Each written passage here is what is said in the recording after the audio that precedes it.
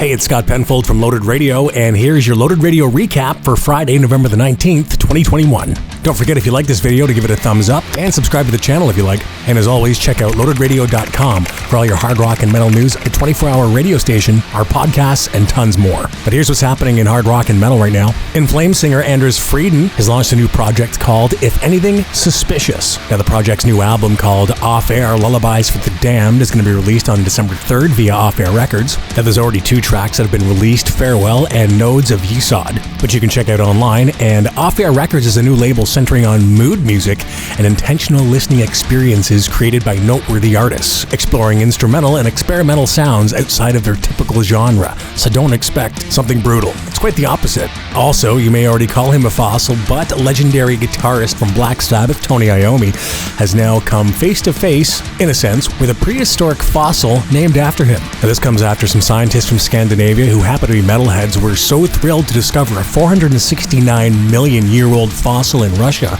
that they named after the Black Sabbath guitarist. To celebrate the occasion, a FaceTime meeting was set up between Tony and his fossil and lead paleontologist Mats Eriksson, live from the Black Sabbath bench in Birmingham, England. Tony said, "It was a real shock to hear that a fossil's been named after me. I've had a bit of abuse from my friends about it who've enjoyed calling me an old fossil, but I think it's great, a real honor. This has to be the weirdest thing that's ever been named after me, but I'm really proud of it, and I wanted to thank Mats and his team in person for being such brilliant fans." It looks like Corey Taylor is going to be doing some small shows before Slipknot head out on their international tour in 2022. Now, one of those shows just been announced, happening in Columbus, Ohio, as Corey Taylor plays at the Joanne Davidson Theater at the Riff Center on Monday, December 13th, in an up-close and personal show. Now, Corey's going to answer questions from the audience during an intimate question and answer period. Also, expect photo ops and autographs to be available for purchase, as well as a special meet and greet with Corey and his fans. It's an intimate evening with Corey Taylor of Slipknot in conversation, Ultimate Fan Q&A. You can get more info at loadedradio.com. And finally, Cannibal Corpse vocalist George Corpsegrinder Fisher has announced his debut solo album.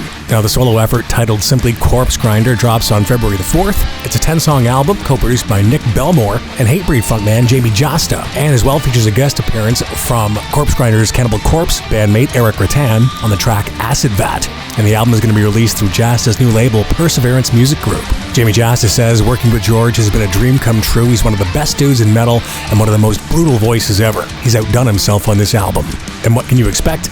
Well, a mix of death metal, thrash, and hardcore, according to Corpsegrinder. I'm Scott Penfold, and there's your Loaded Radio recap for Friday, November 19th, 2021, right here on Loaded Radio.